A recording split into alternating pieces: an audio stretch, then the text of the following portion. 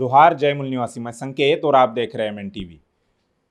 5 अगस्त को प्रधानमंत्री नरेंद्र मोदी जी के द्वारा साकेत में, जिसे अयोध्या कहा जाता है, वहाँ पर राम मंदिर का शिलान्यास हुआ, भूमि पूजन हुआ और वहाँ पर प्रधानमंत्री ने कुल मिलाकर 35 मिनट का स्पीच किया, अपना भाषण दिया। उस भाषण में उन्होंने कई सारे विवादित मुद्दे उपस्थित किए, जिसमें से एक मुद्दा ये था कि गुरु गोविंद सिंह जी ने खुद गोविंद रामायण लिखी और इसको लेकर सिख धर्म को जो मानने वाली या सिख धर्मीय जो लोग हैं उनमें काफ़ी रोष था। उसके बाद पंजाब के कई हिस्सों में नरेंद्र मोदी जी के विरोध में आंदोलन हुए। सिख धर्मों के लोगों ने मोदी जी को चैलेंज किया कि आप अगर ये कह रहे हैं तो उसका आप सबूत भी दीजिए कि गोविंद रामायण नाम की कोई किताब है और वो गुरु गोविंद सिंह जी ने लिखी है। उस 35 मिनट के भाषण में बहुत सारी विवादित बातें हैं और उस विवादित बातों पर, उन मुद्दों पर बात करने के लिए आज हम वामन मेश्राम जी के पास आए हैं। उनकी इस बारे में क्या सोच है, क्या राय है, ये हम जानने की कोशिश करेंगे। 5 अगस्त बीत चुका है, 10-11 दिन हो गए हैं और इस 10-11 दिनों में हमने ये क्यों नहीं कहा, ये इस पर क्यों बात नहीं की, ये आपके मन में सवाल हो सकता है। इसका जवाब मैं देना चाहता हूं कि जब भाषण दिया नरेंद्र मोदी जी ने तब वो सारा भावनिक माहौल था देश भर में। अगर वो हम सत्य तथ्य लोगों के सामने रखते तो शायद हो सकता था कि कुछ लोग इसे अस्वीकार करते, लेकिन अब ये माहौल पूरा शांत हो गया है। लोग अब हमारी बातों को सुनेंगे और उस पर विचार जरूर करेंगे। इसीलिए आज हमने, यानी इतना समय लेने के बाद, 10-11 दिनों के बाद, हम इस विषय पर विस्तार से बात करेंगे। हमारे साथ बहुजन क्रांति मोर्चा के राष्ट्रीय संयोजक वामन मेश्राम जी है। उनकी इस पूरे 35 मिनट का जो स्पीच हुआ उस पर क्या राय है, ये हम जानने की कोशिश करेंगे। मेश्राम साहब, सबसे पहले एमएन टीवी पर आपका स्वागत है। धन्यवाद। मेरा सवाल ये है कि हम मोदी जी के स्पीच की शुरुआती स्पीच जो उन्होंने स्पीच किया है उससे शुरुआत से ही हम बात करेंगे। शुरुआत में उन्होंने कहा कि उत्तर प्रदेश के मुख्यमंत्री योगी आदित्यनाथ जो है वो सफल मुख्यमंत्री है, लोकप्रिय मुख्यमंत्री है। आप कितना सहमत है इस बात से? अभी तो इंडिया टुडे ने जो सर्वे किया उसमें भी उनको पहले नंबर का दिखाया गया है, तो इसका मतलब है कि ये प्रोपेगेंडा का हिस्सा है। और 2022 में जो विधानसभा का चुनाव होने जा रहा है उस चुनाव को जीतने के लिए ये प्रोपेगेंडा अभी से शुरू किया गया है। इंडिया टुडे का भी इस काम के लिए उपयोग किया जा रहा है। इंडिया टुडे तो पहले भी इसी तरह के काम में लगा हुआ था या लगा हुआ रहता है, उस लाइन पर ही काम करते रहता है, मगर दिखाने की कोशिश करता है कि नहीं नहीं हम तो सेकुलर है, शो करते रहता है, मगर इस तरह का वो उनकी लाइन टो करते रहता है। और दूसरी बात यह है कि प्रधानमंत्री का जो बयान है वो बयान भी 2022 में जो चुनाव हो रहा है विधानसभा का, उसके प्रचार करने का मामला है और कुछ नहीं है। अन्यथा राम मंदिर के शिलान्यास के समय में इस तरह का बयान देने का कोई खास मतलब नहीं था। वैसे भी राम मंदिर के आंदोलन ने ही बीजेपी को राष्ट्रीय राजनीति में महत्वपूर्ण स्थान पर पहुंचाया। यदि हम लोग बारीकी से विश्लेषण करें तो 81 के पहले जब भारतीय जनता पार्टी 77 में जनता पार्टी में विलीन हुई, उसके पहले का विश्लेषण अगर किया जाए या देखा जाए तो भारतीय जनता पार्टी बहुत बड़ी पार्टी के तौर पर नहीं थी, मगर जनता पार्टी में शामिल होने के बाद लगभग 100 सीटें उनकी चुनकर आई थी। और जनता पार्टी में शामिल होने की वजह से बीजेपी का, यानी उस समय बीजेपी नहीं थी, जनसंघ था, जनसंघ का फ़ायदा हुआ था। और जब दोहरी सदस्यता के मुद्दे पर, यानी संघ और जनता पार्टी दोनों के सदस्य है ये जनता पार्टी के अटल बिहारी आडवाणी लोग, तो ये दोहरी सदस्यता का मुद्दा उठाया गया मधुलिमय के द्वारा और इसके आधार पर ये विभाजन हुआ। जब ये विभाजन हुआ तो विभाजन होने के बाद उन्होंने भारतीय जनता पार्टी बनाई अटल बिहारी वाजपेयी के नेतृत्व में, और उसके बाद ये मामला 81 में मंडल कमीशन का मुद्दा आया, और 52% ओबीसी का मुद्दा अगर 52% लोगों को लागू हो जाता है और ये जागृति फैल जाती है तो भारतीय जनता पार्टी का आगे बढ़ने का जो कार्यक्रम है ये रुक जाएगा। इस बात को ध्यान में रखते हुए संघ परिवार ने इसके विरोध में काउंटर करने के लिए राम जन्मभूमि का मामला खड़ा किया गया था। जी। तो इसका मतलब ये है कि राम जन्मभूमि के मुद्दे के पहले का संघ परिवार का जनसंघ का जो प्रोग्रेस है और राम जन्मभूमि के आंदोलन को चलाने के बाद का प्रोग्रेस है, अगर ये देखा जाए तो राम जन्मभूमि के आंदोलन के बाद ही भारतीय जनता पार्टी ये मुख्य धारा की बड़ी पार्टी बनी, उसके पहले नहीं थी। इसलिए राम जन्मभूमि उनके लिए राजनीतिक मुद्दा है, मगर वो प्रचार में कहते हैं तो हमारे लिए राष्ट्रीय मुद्दा है, सांस्कृतिक मुद्दा है। हाँ, ये कहते रहते हैं, मगर रियलिटी में ये प्रचार का मुद्दा है। तो इसलिए नरेंद्र मोदी का ये कहना कि वो लोकप्रिय मुख्यमंत्री है, तो वो 22 के विधानसभा के चुनाव के साथ नरेंद्र मोदी इसको जोड़ना चाहते हैं। उसके पीछे एक और मकसद है कि अगर उत्तर प्रदेश में बीजेपी चुनाव विधानसभा का नहीं जीतती है तो 2024 के लोकसभा के चुनाव में नरेंद्र मोदी दोबारा एक बार चुनाव लड़ना चाहते हैं अपने नेतृत्व में और जीतना चाहते हैं। तो उसके लिए उत्तर प्रदेश में बीजेपी का जीतना जरूरी है, इसलिए भी नरेंद्र मोदी योगी का प्रोपेगेंडा करने में लगे हुए हैं। और इससे भी यही लगता है कि ये एक पूरा राजनीतिक मुद्दा है। लोग इसे धार्मिक कहते हैं, या वो लोग भी कहते हैं बीजेपी वाले धार्मिक मुद्दा है या राष्ट्रीय मुद्दा है या आस्था का मुद्दा है, मगर ये पूरी तरह से राजनीतिक मुद्दा है।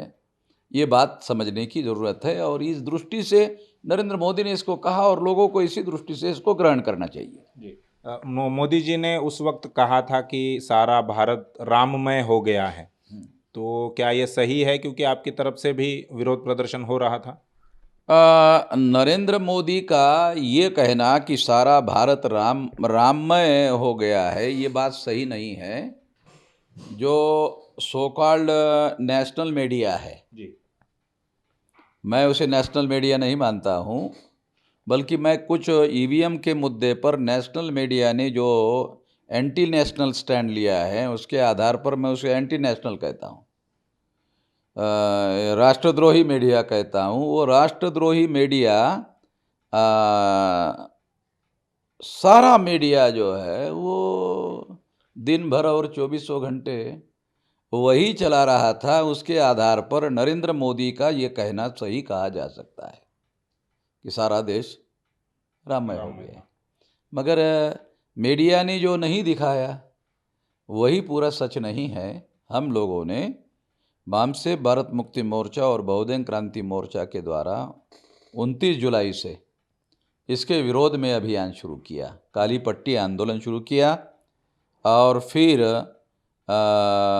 5 तारीख को इसको काला दिन मनाया गया और ट्विटर पर हैशटैग जो है वो चलाया गया। और वो इतना ज़्यादा आगे बढ़ रहा था कि भारत में ट्विटर का काम देखने वाले संभवतः जो ब्राह्मण लोग होंगे, उन्होंने हम लोगों का ट्विटर इतने तेज़ी से आगे बढ़ रहा है उसको ब्लैकआउट करने के लिए दूसरे मीडिया में दिखाई देता था, मगर ट्विटर पर दिखाई नहीं देता था।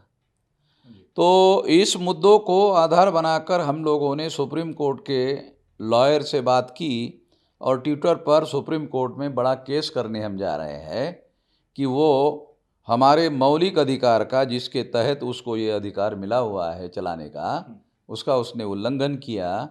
और इसलिए इसके विरोध में हम उसके विरोध में केस दाखिल कर रहे हैं कि निष्पक्षता का जो मापदंड है उसके खिलाफ वो काम कर रहा है, दूसरे के दिख रहा है, हमारा दिख नहीं रहा है। जबकि बहुत बड़े पैमाने पर लोग उसका समर्थन कर रहे हैं। तो इसलिए इस आधार पर, इस सबूतों के आधार पर यह भी कहा जा सकता है कि बीजेपी वालों ने ट्विटर पर दबाव डाला हो कि इसको आप क्यों दिखा रहे हो। तीसरी बात, संभावना यही ज़्यादा है कि बीजेपी ने संघ परिवार ने इसके ऊपर दबाव डाला हो और ट्विटर ने उस दबाव को स्वीकार किया हो। तीसरी बात यह है कि आमतौर पर जब ट्विटर पर कोई बात बहुत बड़े पैमाने पर उछलती है और लोगों का समर्थन मिलता है तो प्रिंट मीडिया में और इलेक्ट्रॉनिक मीडिया में वो खबर बनती है और उस खबर को प्रिंट मीडिया में और इलेक्ट्रॉनिक मीडिया में दिखाया जाता है। मगर हमारा मामला ऐसा बहुत बड़े पैमाने पर उछलने के बावजूद भी प्रिंट मीडिया वालों ने और इलेक्ट्रॉनिक मीडिया ने ब्लैकआउट करने का काम किया। ये ब्लैकआउट करने का काम इस बात को सिद्ध करता है कि ये राममय होने की जो बात वो कह रहे हैं ये एक नौटंकी है, टोटका है रोकने का, और दूसरे लोगों की बात जो है लोगों तक नहीं पहुंचनी चाहिए, इसलिए वो ऐसा कर रहे थे। इससे ये भी पता चलता है कि वो डरे हुए थे। और तीसरी एक बात और भी एक पता चलती है कि उनको ऐसा लगता है कि अगर ये नंबर पर आ जाता है तो फिर तो हम जो कह रहे हैं वो बात झूठी साबित हो जाएगी। तो वो ये सारे टोने टोटके का इस्तेमाल कर रहे थे, ऐसा मैं मानता हूँ। और इसके आधार पर यह सिद्ध होता है कि पूरा भारत राममय हो गया था। ये जो नरेंद्र मोदी का कहना है ये बात सही नहीं है। ये तथ्य के आधार पर झूठ है, फैक्ट के आधार पर झूठ है। मोदी जी ने ये भी कहा था कि राम मंदिर का जो आंदोलन है वो पवित्र आंदोलन है। तो पवित्र किस लिहाज से ये उन्होंने एक्सप्लेनेशन नहीं दिया, लेकिन उन्होंने कहा ये पवित्र आंदोलन है। तो आप इसको किस प्रकार से देखते हैं? इसे पवित्र आंदोलन नरेंद्र मोदी के द्वारा कहा जा रहा है, मगर मैं तो ऐसा नहीं मानता हूँ कि इसमें कोई पवित्रता है। और पवित्रता ना होने की एक बहुत बड़ी वजह यह है कि ये जिस भूमि पर राम मंदिर बनाया जा रहा है वो राम जन्मभूमि नहीं है, वो बुद्ध भूमि है। पुरातत्व विभाग के जो डायरेक्टर रहे हैं अंग्रेज़ों के समय में, उन्होंने सारे सबूतों के आधार पर इसे कहा कि ये बुद्ध भूमि है, और ये सारा का सारा रिटन रिकॉर्ड अवेलेबल है। इवन इलाहाबाद हाई कोर्ट ने विश्व हिंदू परिषद के लोगों को, बीजेपी के लोगों को, आरएसएस के लोगों को ये कहा था कि ये आप बताइए, आप कह रहे वहाँ राम का जन्म हुआ तो कब हुआ है, इसका सबूत बताइए। तो इन्होंने विश्व हिंदू परिषद की जो मार्गदर्शक मंडल था, उन्होंने 3 दिन हरिद्वार में उस समय मीटिंग लगाई। जब इन्होंने आदेश दिया तो उसका जवाब देने के लिए 3 दिन की मीटिंग लगाई हरिद्वार में। मैं उत्तर प्रदेश में ही था। तो मीटिंग लगाने के बाद में तीसरे दिन वो प्रेस के सामने आए, उनके स्पोक्स पर्सन, और उन्होंने बयान दिया कि राम का जन्म वहीं पर हुआ है और ये हमारे आस्था का प्रश्न है और आस्था के कोई सबूत नहीं हुआ करते। खुद विश्व हिंदू परिषद ने, आरएसएस ने, मार्गदर्शक मंडल ने इस बात को स्वीकार किया कि राम जन्म के कोई सबूत हमारे पास नहीं है। अगर राम का नाम पवित्र मानकर अगर नरेंद्र मोदी ये बात कह रहे हैं तो राम का तो वहाँ जन्म ही नहीं हुआ। इस दृष्टि से ये पवित्र है ऐसा नहीं माना जा सकता। तीसरी बात कि बुद्ध भूमि वहाँ निश्चित रूप से पवित्र है, क्योंकि वहाँ बुद्ध का स्तूप था। और कोर्ट के आर्गुमेंट के दौरान जजेस ने सुप्रीम कोर्ट के वकील को पूछा कि आप क्या कहना चाहते हो, वहाँ राम मंदिर नहीं है, ऐसा आपका कहना है क्या? हमारा ये कहना है वहाँ राम मंदिर नहीं है, वहाँ कोई गोलाकार चीज़ है। तो ये गोलाकार चीज़ क्या है, जज ने पूछा। तो मुसलमानों के वकीलों ने ये कहा कि वो गोलाकार चीज़ बौद्ध स्तूप लगती है, मंदिर नहीं लगता। तो जजेस को ऐसा लगा कि ये तो मामला दूसरी तरफ जा रहा है और ये सारा का सारा जो हम लोगों ने डिसाइड करने का निर्णय किया उसके विरोध में जा रहा है। तो उन्होंने मुसलमानों के वकील को ये कहकर चुप कराया कि क्या आपने देखा है, ऐसा कहकर उसको चुप किया है। और जो मैं कह रहा हूँ वो जजमेंट के अंदर लिख कर आया हुआ है, तो मैं अपनी कोई काल्पनिक बात नहीं कह रहा हूँ। तो इस आधार पर यह कहा जा सकता है कि जो बाबरी मस्जिद के अंदर जहाँ पर ये मूर्ति रखी गई थी और जो इलाका मूर्ति के नीचे था, रामलला की मूर्ति के नीचे का, वो खोदा नहीं गया था, उतना हिस्सा छोड़ दिया गया था। तो वो अगर खोदा गया होता तो वो स्तूप ही सामने आ गया होता। तो स्तूप का मतलब होता है बुद्ध की मृत्यु के बाद की उनके शरीर की जो अस्थियां है वहाँ रखी गई थी, इस हिसाब से वो पवित्र थे। वो जो स्तूप है वो पवित्र भूमि है, इस हिसाब से वो पवित्र है, क्योंकि राम का तो कोई सबूत नहीं है, राम का कोई सबूत नहीं है। इतना ही नहीं, सुप्रीम कोर्ट ने अपने जज में कहीं पर भी टेम्पल शब्द नहीं लिखा। स्तूप के लिए जो अंग्रेजी शब्द यूज़ किया जाता है वो शब्द यूज़ किया। स्तूप के लिए जो अंग्रेजी शब्द यूज़ किया जाता है वो लिखा हुआ है, वो शब्द उन्होंने यूज़ किया। तो इस दृष्टि से भी वो बुद्ध भूमि है और वहाँ पवित्र अवशेष जो है बुद्ध के हैं। और राम जन्मभूमि का मंदिर बनाने वाले जो लोग हैं और जिसका शिलान्यास प्रधानमंत्री कह रहे हैं, वो राम जो है या मंदिर का मामला इस दृष्टि से पवित्र नहीं कहा जा सकता, बल्कि अतिक्रमण है। और भारत में इंडियन पीनल कोड के अनुसार जो अतिक्रमण है वो क्रिमिनल ऑफेंस है। तो ये दृष्टि से ये पवित्र कह रहा है, ये अतिक्रमण है और इस पर क्रिमिनल ऑफेंस किया जा रहा है, ऐसा कहा जा सकता है। ये जानकारी हम सारे देश के लोगों को बता रहे हैं।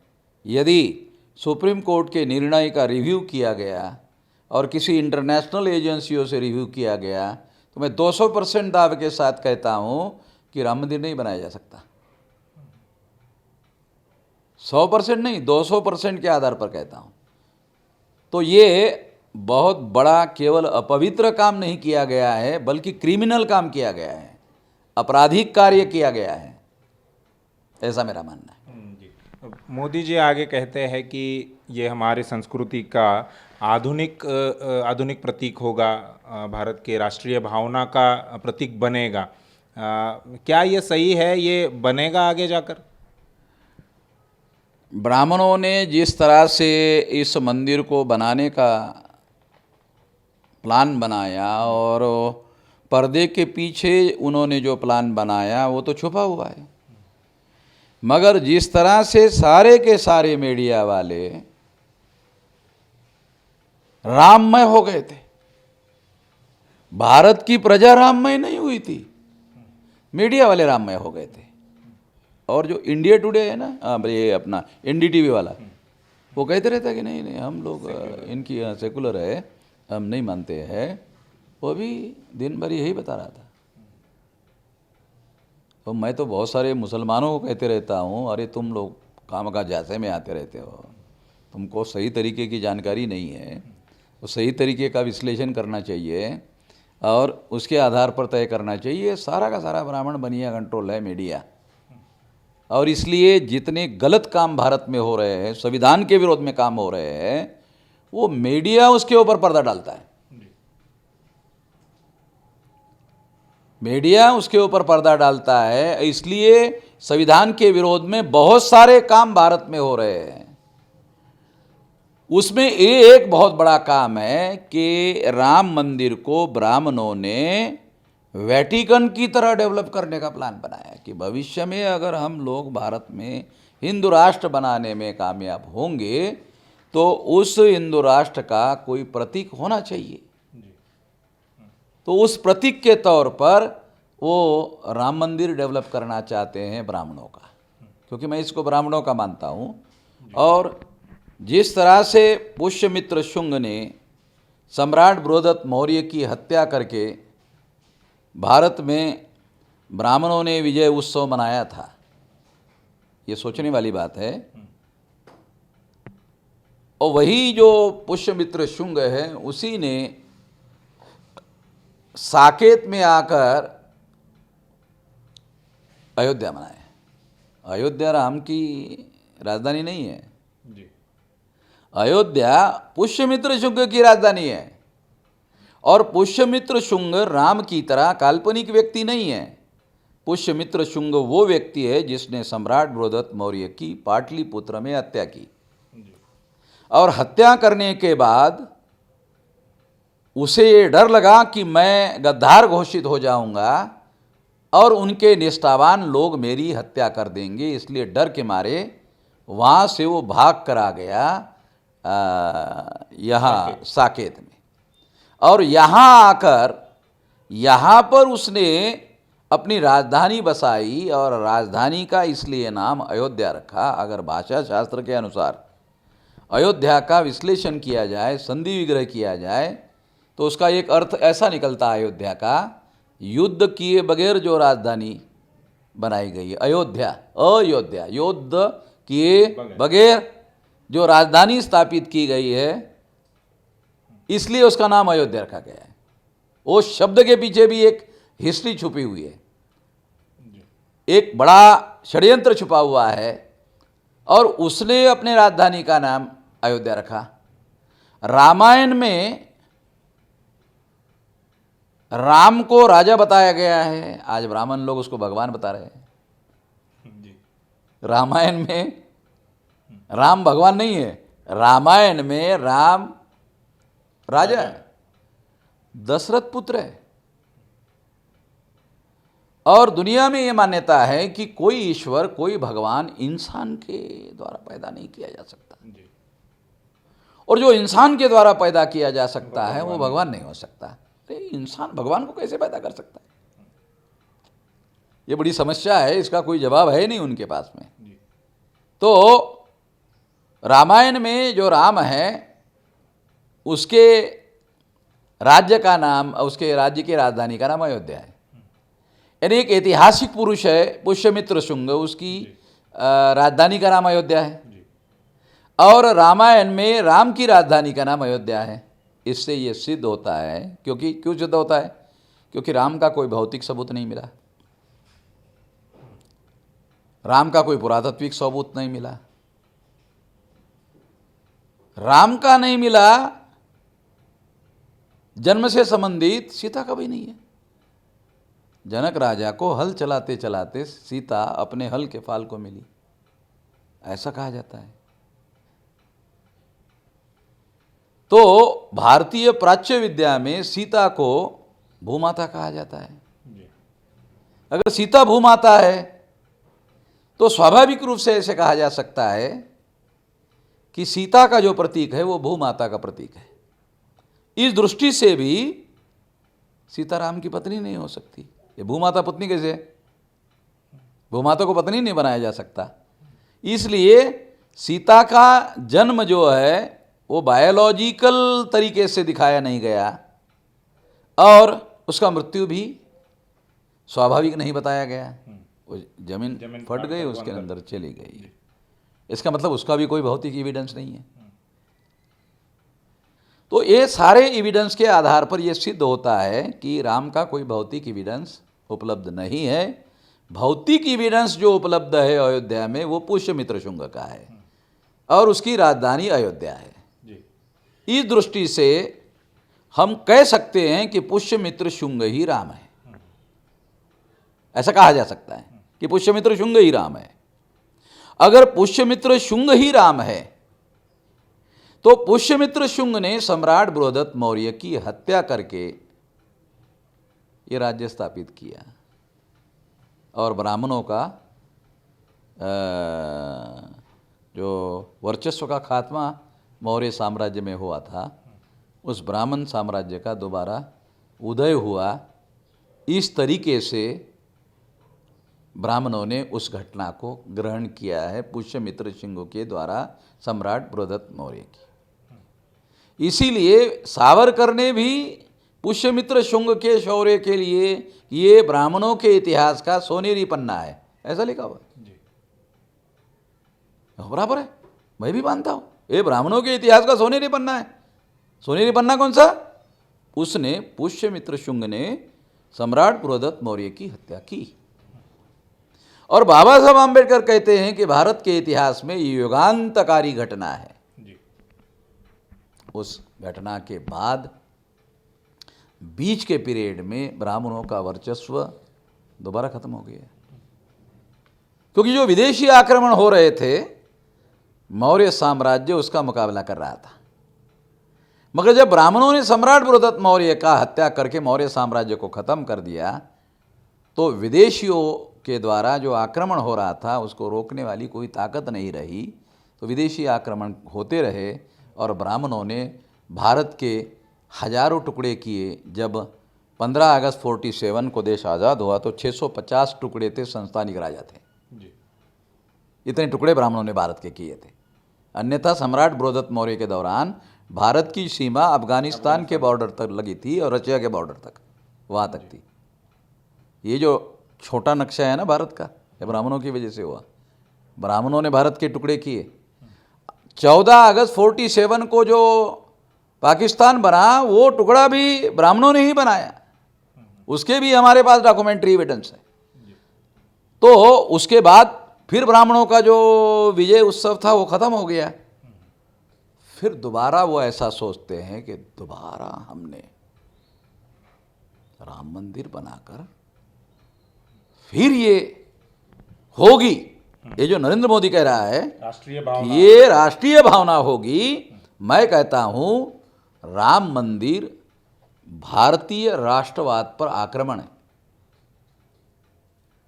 ये भारत का मूल राष्ट्रवाद जो है उस पर आक्रमण है। और ये मैं ऐसा मानता हूं 10-20 साल में सारे भारत के जो मूल निवासी लोग हैं इस बात को स्वीकार कर लेंगे जो आज मैं कह रहा हूं। ये ज़्यादा देर चलने वाला नहीं है। इसीलिए मैं ये कहता हूं कि यदि ब्राह्मण कहते हैं मुगलों ने दूसरों के भूमि पर अतिक्रमण करके ये मस्जिद बनाई, तो हम कहते हैं कि बुद्ध भूमि पर अतिक्रमण करके ब्राह्मणों ने राम मंदिर बनाया। उन्होंने भी सत्ता का सहारा लेकर किया, इन्होंने भी सत्ता का सहारा लेकर किया। अगर सत्ता बदल गई तो फिर ये राम मंदिर का अस्तित्व कैसे रहेगा, ये तो नहीं कहा जा सकता। इसके बारे में उन्होंने शायद नहीं सोचा होगा। इसलिए मेरा ऐसा मानना ये जो होगा है ये अनिश्चित है। हो सकता है, नहीं भी हो सकता। हाँ, ये होगा जो है ये केवल निश्चित जो कहा जा रहा है, मैं इस बात को नहीं मानता कि ऐसा ही होगा, बल्कि ये जो ब्राह्मणों ने इसे दोबारा अपना विजय जो पुष्यमित्र शुंग के दौरान हासिल किया था, उसी पुष्यमित्र शुंग को उन्होंने अवतार घोषित किया। क्योंकि अवतार के लिए एक शर्त है ब्राह्मणों की, अवतार संकल्पना में किसी न किसी की हत्या करनी पड़ती है। तो पुष्यमित्र शुंग ने सम्राट बृहदत्त मौर्य की हत्या की। जिन लोगों को, मूल निवासियों को ऋग्वेद में असुर, दैत्य, दानव ने किसी न किसी असुर की हत्या करनी पड़ती है, दैत्य की हत्या करनी पड़ती है, राक्षस की हत्या करनी पड़ती है, तब ही जाकर के वो अवतार होता है। हत्या करने के लिए ही हत्या अवतार करने के लिए अवतार धारण किया जाता है। इस दृष्टि से पुष्यमित्र शुंग जो है राम के नाम पर अवतार लिया है, ऐसा उन्होंने रामायण में प्रोजेक्ट करने की कोशिश की, इसलिए रामायण लिखा।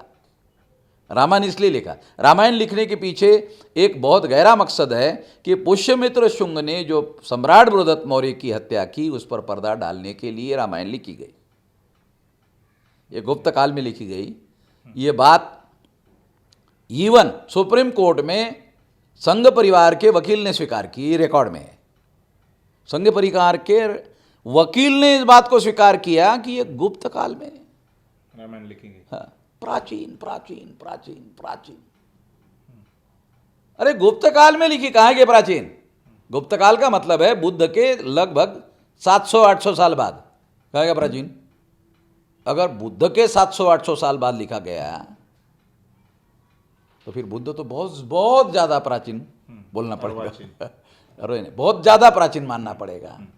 मगर तुम्हारा ये जो रामायण लिखने का जो काल तुमने सुप्रीम कोर्ट में कहा वो अर्वाचीन है, बुद्धोत्तर है, बुद्ध के बाद का है। हाँ, प्रतिक्रांति के बाद लिखा गया, जी। वो भी गुप्त काल अनुकूल समय आने के बाद लिखा गया।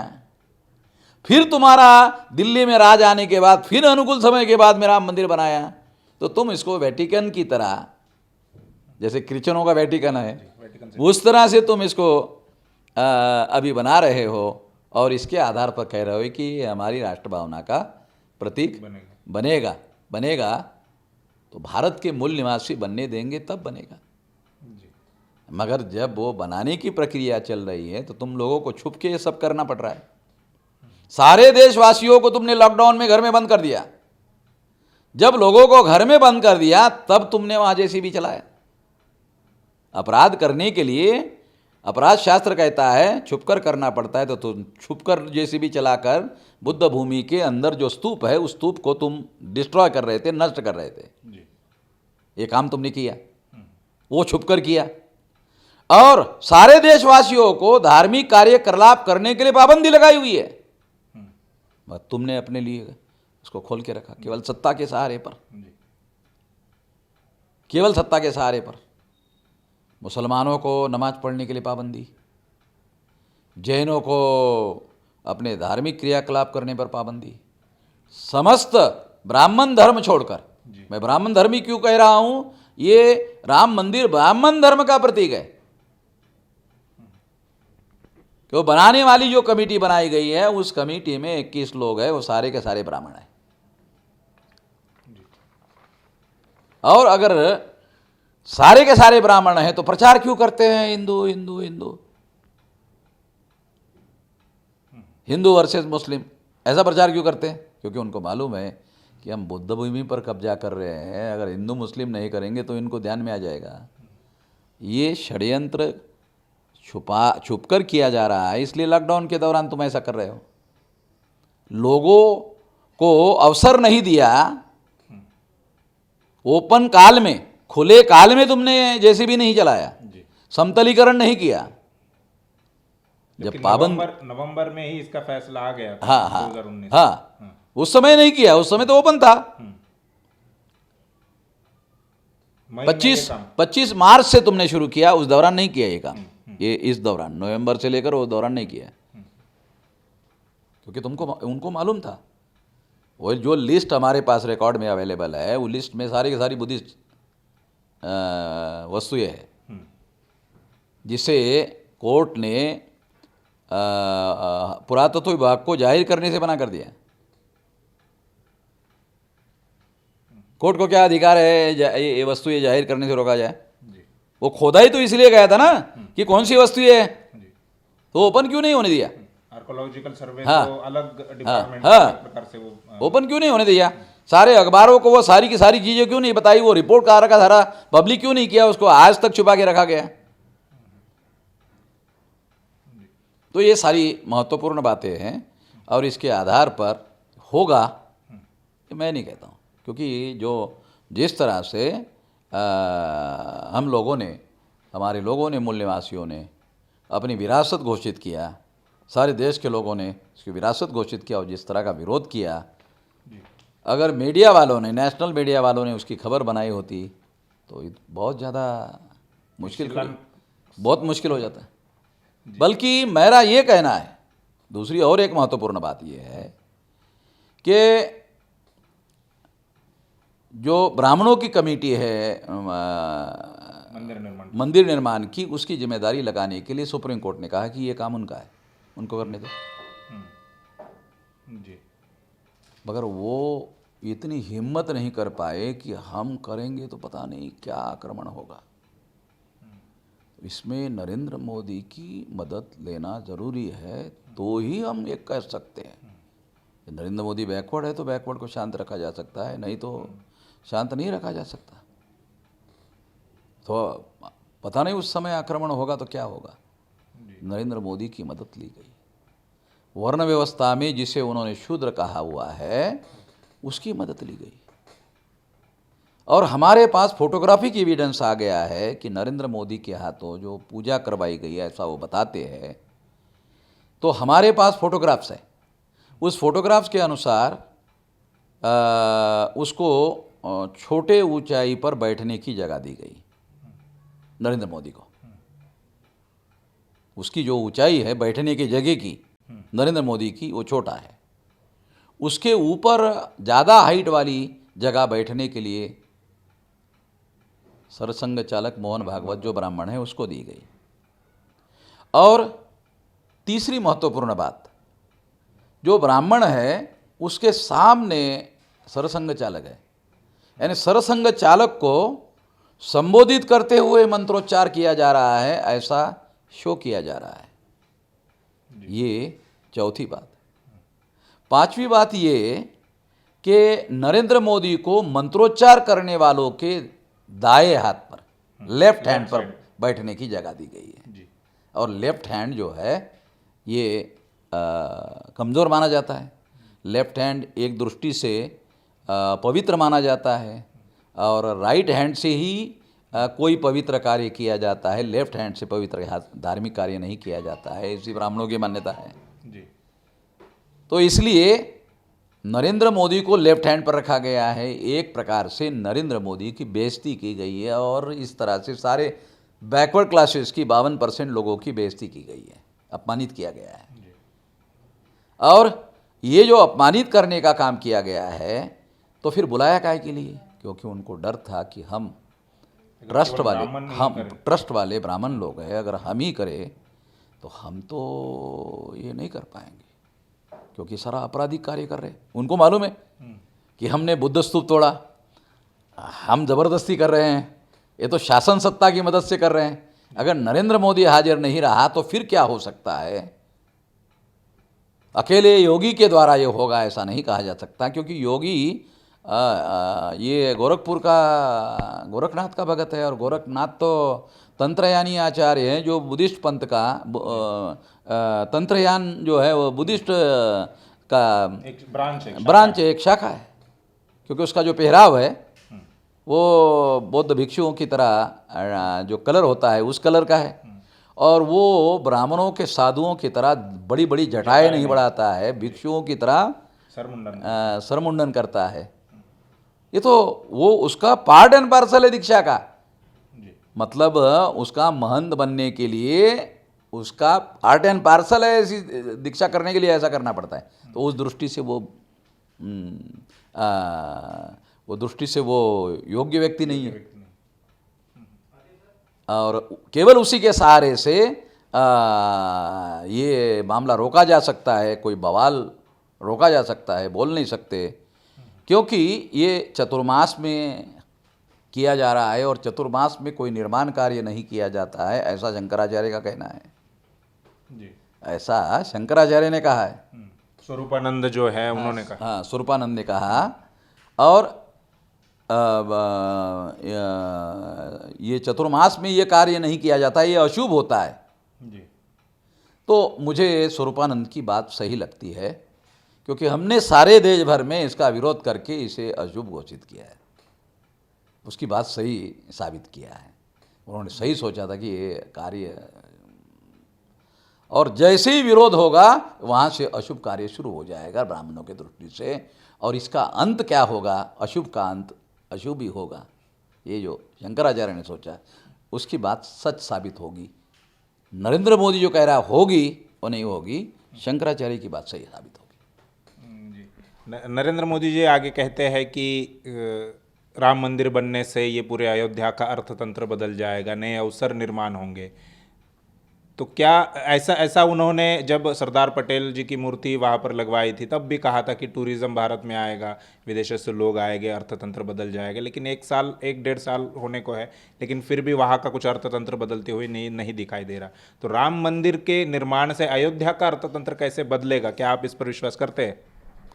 देखो, सबसे अहम बात तो सरदार वल्लभ भाई पटेल की मूर्ति जब नरेंद्र मोदी ने वहाँ लगाई, हम इसका विरोध नहीं करते हैं, मगर वहाँ आदिवासियों को विस्थापित किया उसका हम विरोध करते हैं।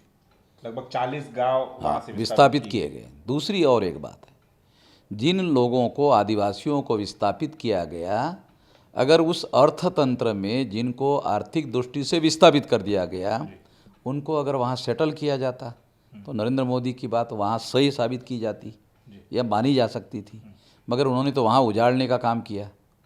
इस बात को सही तो नहीं कहा जा सकता। ये आंदोलन भी हमने चलाया। दूसरी बात, अयोध्या में राम मंदिर बनने से अयोध्या का अर्थतंत्र बदल जाएगा, तो मैं तो ऐसा मानता हूँ कि राम मंदिर कोई आर्थिक घटना नहीं है। अगर मान लो रोज़गार निर्माण करना है, रोज़गार बढ़ाना है, वो इंडस्ट्रियल पॉलिसी का हिस्सा माना जा सकता है। और इंडस्ट्रियल पॉलिसी बनाने के लिए राम मंदिर बनाने के बाद ही होगा, या राम मंदिर बनाए बगैर भी इंडस्ट्रियल डेवलपमेंट किया जा सकता है। अयोध्या का इंडस्ट्रियल डेवलपमेंट किया जा सकता था और उससे आर्थिक विकास हो सकता था। केवल इसी की वजह से उसका अर्थतंत्र बदल जाएगा, ऐसा मुझे कोई ख़ास बात नहीं लगती है, क्योंकि इससे भी बड़े बड़े मंदिरों के देवस्थान भारत में है, साउथ इंडिया में भी है, तो उसने बहुत बड़ा अर्थतंत्र बदल दिया। ऐसा कोई उदाहरण उपलब्ध नहीं है पहले। तो ये इस संबंध में कहना बहुत ज़्यादा बड़ा आकलन करना होगा कि इससे बहुत बड़ा अर्थतंत्र बदलाव होगा, टूरिज्म बढ़ेगा, ऐसा बढ़ेगा। तो दूसरा, विदेशों से लोग आएंगे। विदेशियों से कौन लोग आएंगे? जो विदेशी लोग हैं, वहाँ विदेशी लोग, सबसे बड़ी बात तो भारत से जो ब्राह्मण लोग विदेशी यूनिवर्सिटी में भाषण करने के लिए जाते हैं, तो राम काल्पनिक है ऐसा यूनिवर्सिटी में भाषण देते हैं यहाँ के जो ब्राह्मण जाते हैं। क्यों? क्योंकि उनको मालूम है ये कोई भी बात सवाल पूछेंगे, सबूत मांगेंगे, तो वहाँ तो ये नहीं कहा जा सकता कि आस्था का सवाल है और आस्था के कोई सबूत नहीं हुआ करते, तो वो उनको खदेड़ देंगे, ले जाओ भाग जाओ, सबूत बगैर सबूत के मान लेंगे, गधे लोग हैं हम लोग। तो जब वही ब्राह्मण भारत में आते हैं तो गधे लोगों के सामने कहते इतिहास है, और वहाँ जाकर कहते हैं कल्पना है, रामायण काल्पनिक दृष्टि से लिखा गया है, ऐसा लिखते हैं। तो इस दृष्टि से जो विदेशी लोग इसे काल्पनिक मानते हैं, तो वो लोग भारत में कैसे आएंगे? एक तो विदेशी आएंगे, ये बात सही नहीं है। दूसरी बात, जो विदेश में लोग यहाँ से गए हुए वो तो अपनी तरक्की करने के लिए गए हुए हैं, और जब वो यहाँ से वहाँ जाते हैं तो वहाँ का समाज जीवन और वहाँ की विचारधारा और वहाँ का प्रभाव बढ़ता है, और वहाँ की नागरिकता ग्रहण करने वाले जो लोग हैं वो तो अपने को भारतीय मानने से भी इनकार करते हैं। एक आदमी जिसको नोबेल प्राइज़ मिला था, जब नहीं साउथ इंडिया का, तो उसको, तो उसने ऐसे कहा था, नहीं नहीं मैं भारतीय थोड़ी हूँ। उसने अपने को भारतीय मानने से भी इनकार कर दिया था, मैं तो अमेरिकन हूँ। मगर वो मूल रूप से भारत का आदमी है, मगर वहाँ का उसने नागरिकता लेने के बाद में उसने अपने को भारतीय मानने से भी इनकार कर दिया। जो भारतीय मानने से इनकार कर देगा वो राम मंदिर के लिए आएगा देखने के लिए, मुझे तो नहीं लगता। और भक्त लोग भारत छोड़कर अमेरिका नहीं जाके रहते, भक्त लोग भारत में, हाँ, वो भक्त लोगों की मजबूरी है यहाँ रहने की, जिनका हाईली एजुकेशन है, जो अमेरिका की अर्थव्यवस्था में कुछ मतलब शेयर कर सकते हैं, ऐसे लोग भारत के विदेश में जाते हैं। ज़्यादा बुद्धिमान लोग, ज़्यादा आर्थिक दृष्टि से समृद्ध लोग वहाँ जाते हैं, वो लोग वापस नहीं आते हैं। तो इसके आधार पर अर्थतंत्र बदलेगा ये भी नहीं माना जा सकता। बड़े पैमाने पर आएंगे, क्योंकि राम को काल्पनिक व्यक्ति विदेश में माना जाता है। विदेश में भारत की जो पहचान है वो सम्राट अशोक और बुद्ध के आधार पर है। ये मंदिर बनाने के बाद राम की पहचान बन जाएगी, वो इतने गधे लोग अमेरिका यूरोप के नहीं है। क्योंकि कोई भी विद्वान आदमी भारत का अमेरिका के यूनिवर्सिटी में और यूरोप के यूनिवर्सिटी में जाकर ये सिद्ध नहीं कर सकता, न सिद्ध करने की कोशिश भी करता है कि राम वास्तविक है।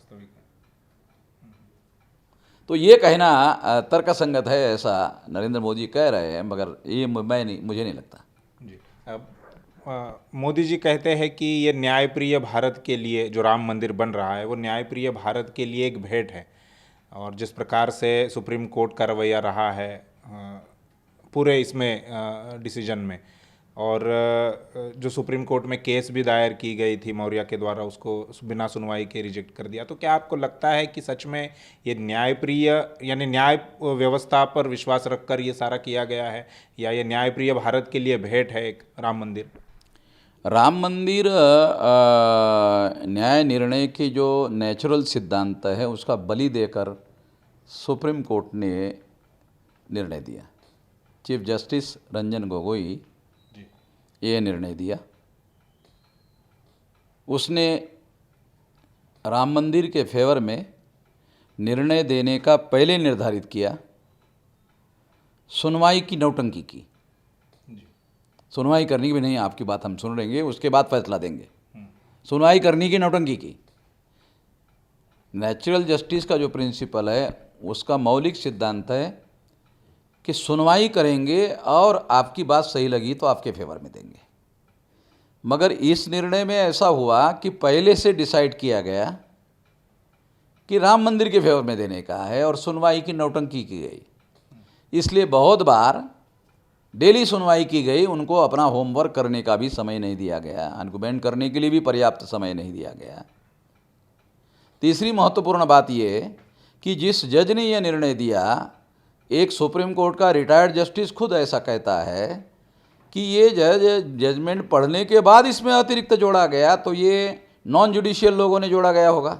इसका मतलब ये है कि इसमें कोई अधूरापन रह गया है, इससे इसमें रुकावटें पैदा हो सकती है। चौथी महत्वपूर्ण बात यह है कि ये जजमेंट लिखा किसने, इसके बारे में उस जजमेंट में कोई रेफरेंस नहीं है। क्या केवल रंजन गोगोई ने लिखा? तो 5 जज का बेंच बनाने की क्या जरूरत थी? दूसरे लोगों ने अपना ओपिनियन या तो ये कहना चाहिए था कि चीफ जस्टिस ने फैसला दिया, हम उसका समर्थन करते हैं, ऐसा भी नहीं कहा। तो उसमें दूसरे जजेस का, वहाँ एक मुस्लिम जज था, उसका भी कोई ओपिनियन नहीं है। ऐसे कैसे हो सकता है कि एक मुस्लिम जज है सुप्रीम कोर्ट का और उसका भी कोई ओपिनियन नहीं है?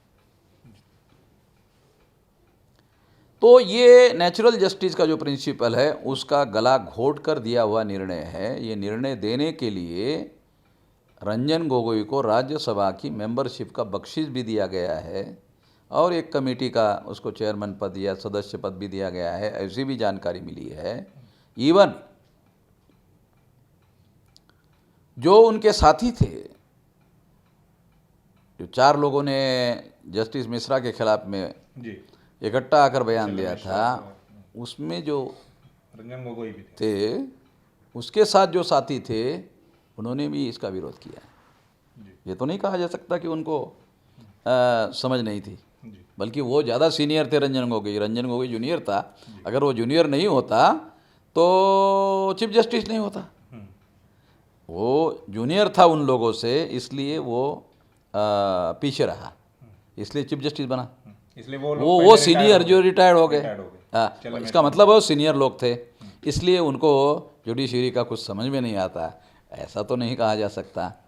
तो इसलिए ये बात निश्चित रूप से कही जा सकती है कि ये गला घोटकर, नेचुरल जस्टिस का जो प्रिंसिपल है उसका गला घोटकर ये फैसला दिया गया है। जो आर्कियोलॉजिकल एविडेंस है उसके आधार पर जो विनीत मौर्य ने केस दायर की थी, उसकी भी सुनवाई नहीं की गई। सुनवाई करने का वादा करने के बाद भी सुनवाई नहीं की गई, गला घोट कर निर्णय दिया गया।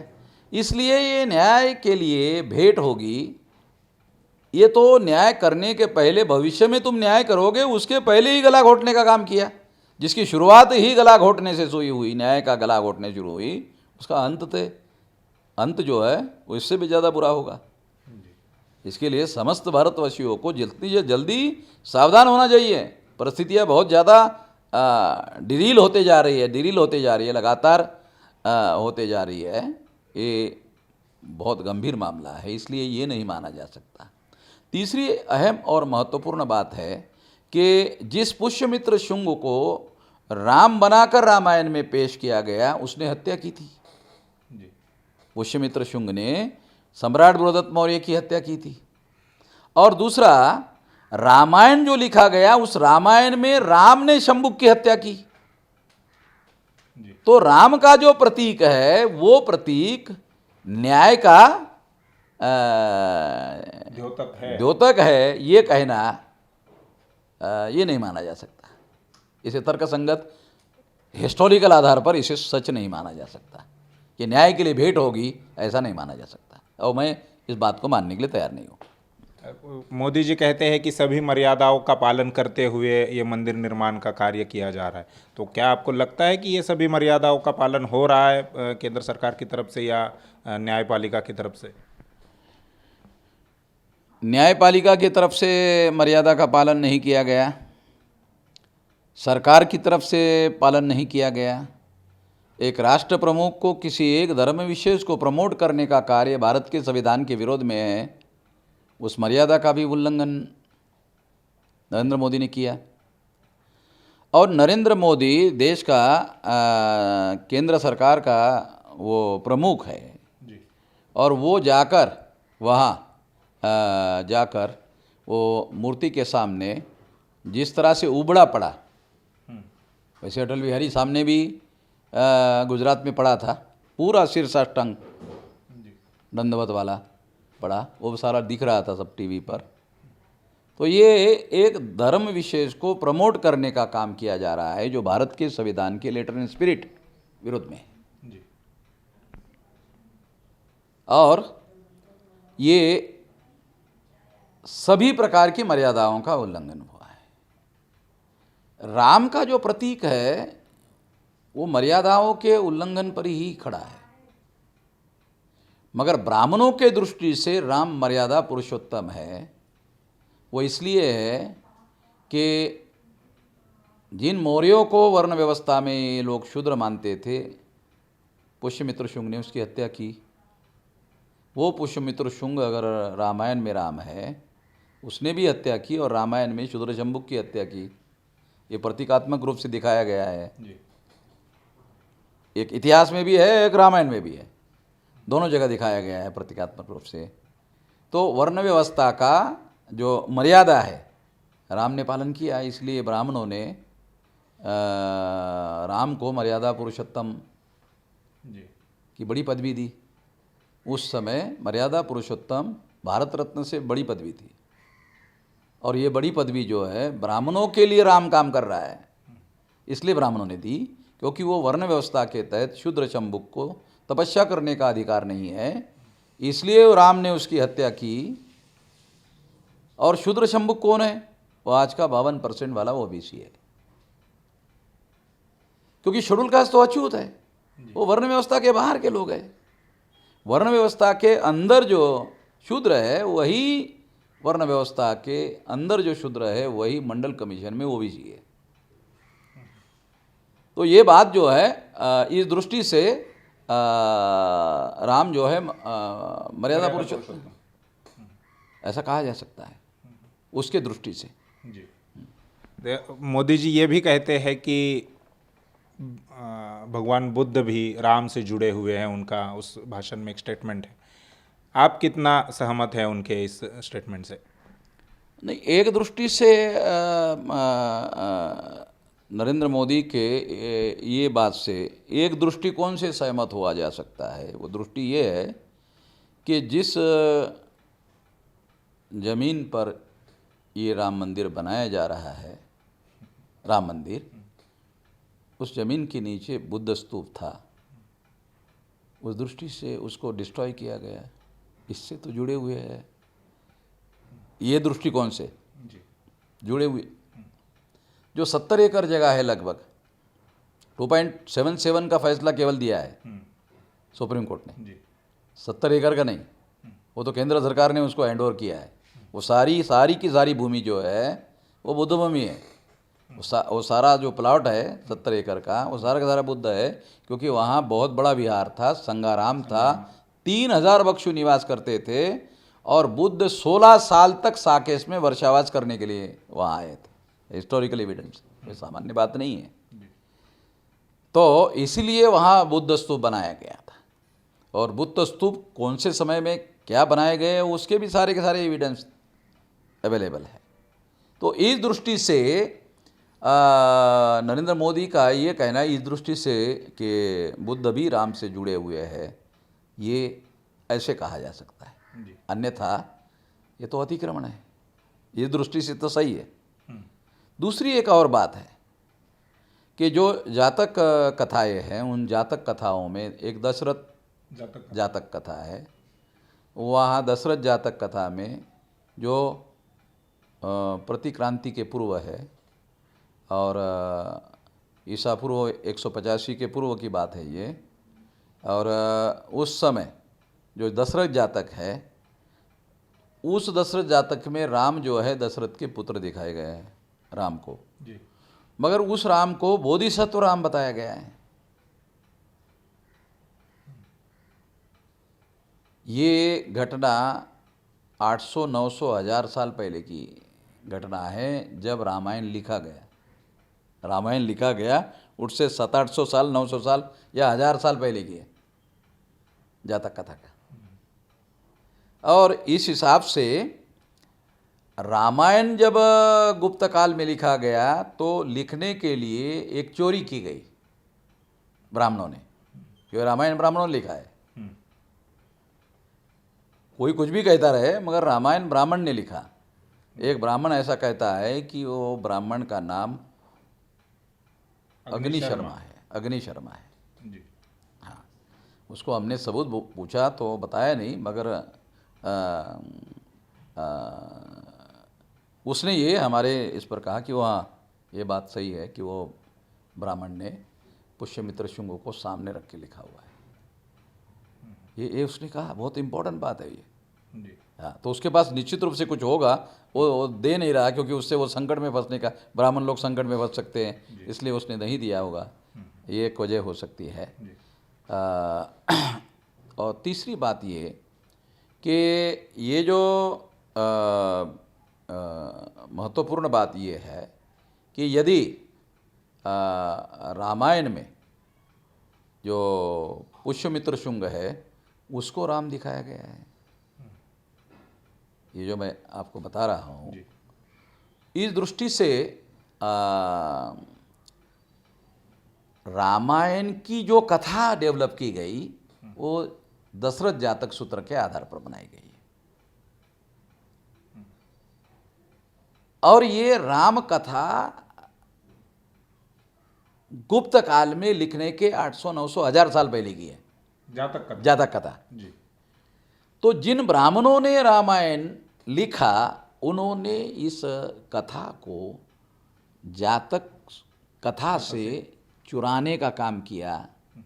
ये चोरी है। चोरी करके इस कथा को डेवलप किया गया। बेसिक जो पाया है, फाउंडेशन है इस कथा का, वहाँ से फिर बाद में उसमें नैतिक कथा और बहुत सारी कथा उपकथा और बहुत सारी बातों को जोड़कर बताया गया है। ये बात है। तो इस दृष्टि से भी जो नरेंद्र मोदी का कहना है वो जाहिर बोल नहीं सकता होगा कि क्या राम बुद्ध भी राम से जुड़े हुए हैं। बुद्ध राम से जुड़े हुए नहीं है। राम का सारा मामला उधारी का है और वो बुद्ध से लिया हुआ है। और हम लोग अभिनिवेश में आकर नहीं बोल रहे कि ये अभिनिवेश में आकर बोल रहे, अभिनिवेश में आकर नहीं बोल रहे। ये पुरातत्व कह रहा है, ये इतिहास कह रहा है, हिस्टोरिकल एविडेंस कह रहा है। अब जहां अपना ये जो अयोध्या है, वहाँ से जो नदी बहती है वो नदी सरयू नहीं है, वो घाघरा है।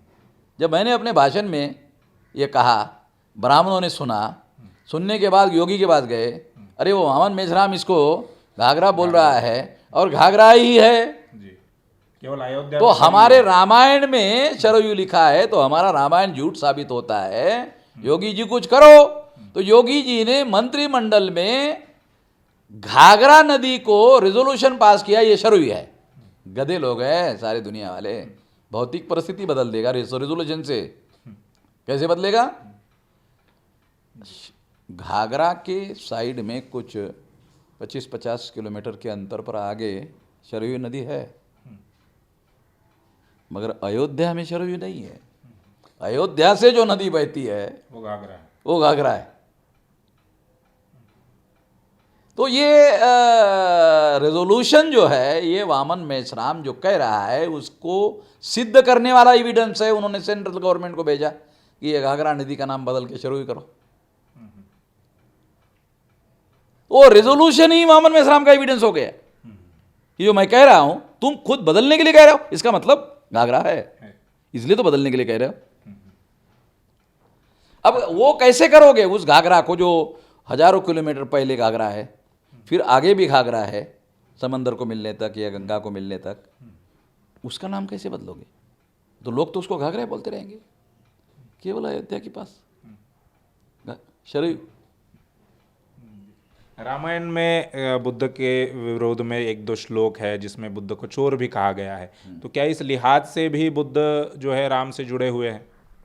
हाँ, ये एक कहा जा सकता है कि 2 श्लोक जो है बुद्ध के विरोध में लिखे गए हैं और वो सारे डॉक्यूमेंट्री एविडेंस हमारे पास है। ये डॉक्यूमेंट्री एविडेंस वाल्मीकि रामायण में है, बहुत खास बात है। और वाल्मीकि रामायण के अंदर जो एविडेंस है, और बुद्ध को गाली दी गई है, ये ब्राह्मण के द्वारा लिखा गया है। वाल्मीकि जी ने रामायण लिखी ये भी बात सही नहीं है।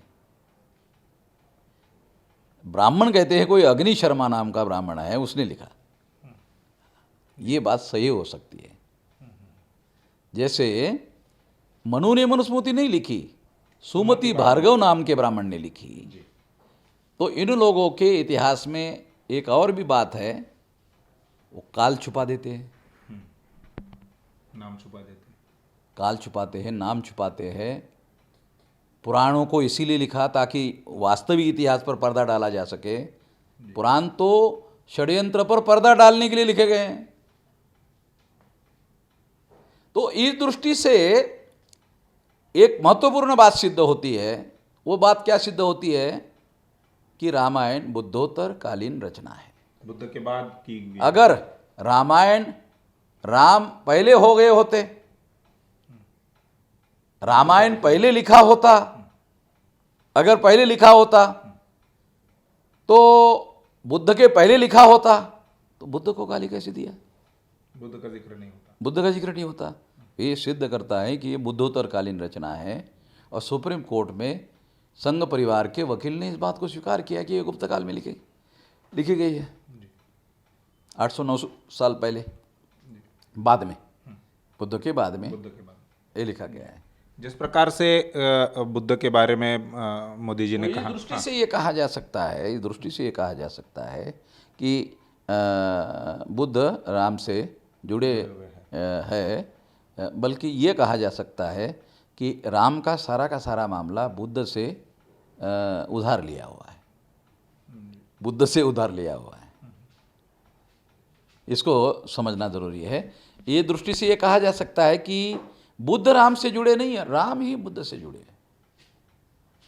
अगर राम बुद्ध से जुड़े हैं तो राम का सारा जो खेल है, डिज़ाइन है, वो बुद्ध के ऊपर आश्रित है। अगर ये सारी चीज़ें भारतीय लोगों तक पहुंच गई तो ये सारा खेल उधारी पर चल रहा है, ऐसा लोगों को समझ में आएगा। जिस प्रकार से तो इसका पावित्र्य फिर लोगों को पता चलेगा कितना पावित्र्य है। जिस प्रकार से मोदी जी ने कहा कि राम बुद्ध से जुड़े हुए हैं, भगवान राम से जुड़े हुए हैं, तो ऐसे ही उन्होंने कहा कि ये अयोध्या जो नगरी है ये सदियों से जैन धर्मों के आस्था का केंद्र भी रहा है। आप क्या कहेंगे इस पर? जो 70 एकड़ का प्लॉट है जी वहाँ जैनों का संबंध नहीं है। जैन का संबंध हो सकता है अयोध्या से, मगर वो अयोध्या कोई एक 10 बाय 10 का एकड़ का तो जगह नहीं है ना। जी अयोध्या एक बहुत बड़ी भौगोलिक क्षेत्र है। उस भौगोलिक क्षेत्र में किसी किनारे पर अगर जैन का कोई सेंटर रहा होगा, क्योंकि जैन भी तो इस देश के मूल निवासियों की ही विरासत है। लिच्छवीगण के नायक थे महावीर, और बुद्ध शाक्यगण के नायक थे। ये गण संस्था का जो गण संस्था के पैदाइश थे। वर्ण संस्था ब्राह्मणों की थी, गण संस्था मूल निवासियों की थी। जो संस्थाओं के निर्माता होते हैं उन लोगों को दुनिया में महान माना जाता है। ब्राह्मण वर्ण संस्था के निर्माता थे और मूल निवासी गण संस्था के निर्माता थे। गण संस्था वर्ण संस्था से प्राचीन है, और गण संस्था जो है उसमें राजा होने के लिए क्षत्रिय होने की पूर्व शर्त नहीं होती थी। वर्ण संस्था में राजा होने के लिए क्षत्रिय होने की पूर्व शर्त होती थी, और उनको ब्राह्मणों से मान्यता लेनी पड़ती थी राज्याभिषेक के द्वारा। और गण संस्था में रोटेशन से राजा बन सकता था, और उसके लिए क्षत्रिय होने की शर्त नहीं थी, और किसी ब्राह्मण के द्वारा उसको राजा घोषित करने की आवश्यकता नहीं थी। तो इस दृष्टि से एक बहुत महत्वपूर्ण बात है। और महावीर भी मूल निवासियों के ब्राह्मणों की जो व्यवस्था है उसके विरोध में है, वो उसके कोई समर्थक नहीं है। इस दृष्टि से भी इस बात को समझना जरूरी है। नरेंद्र मोदी ज़्यादा स्पष्टता भी नहीं बोल रहे, केवल सूचक बात कर रहे हैं, क्योंकि ज़्यादा सूचक बात बोलने के लिए उनके पास है नहीं मसाला। इसलिए तो हम आपके पास आए कि उसका क्या मतलब है मोदी जी की बातों का। ये आगे वो कहते हैं कि कबीर और नानक के जो राम है वो निर्गुण राम है, यानी वो कहना चाहते हैं कि कबीर साहब के चौपाइयों में या नानक साहब के वाणी में भी राम का जिक्र किया गया है, वो भी राम को मानते हैं। इस प्रकार की बात उन्होंने कही। गुरु ग्रंथ साहब में कबीर की चौपाई है, और उस चौपाई में उन्होंने ये कहा कि एक राम दशरथ का बेटा, एक राम घटघट में बैठा। तो हम उस राम को नहीं मानते हैं जो दशरथ का बेटा है, और नरेंद्र मोदी दशरथ के बेटे को मान रहा है, घालमेल कर रहा है, मिक्स कर रहा है। और जो राम शब्द कबीर ने जिस संदर्भ में यूज किया, या तो नरेंद्र मोदी को समझ में नहीं आया, या तो ब्राह्मणों ने सही नहीं समझाया, या तो जो संतों के राम है वो दशरथ पुत्र राम नहीं है। मतलब राजा के बेटे दशरथ राजा के बेटे राम है, उसको वो मानने के लिए तैयार नहीं है। ये गुरु ग्रंथ साहब के रिकॉर्ड में है, कबीर साहब की। हाँ, और इसीलिए सिख धर्म को मानने वाले लोग बहुत गुस्से में है कि गोविंद रामायण जो है वो गुरु गोविंद सिंह ने लिखा, ऐसे कहा।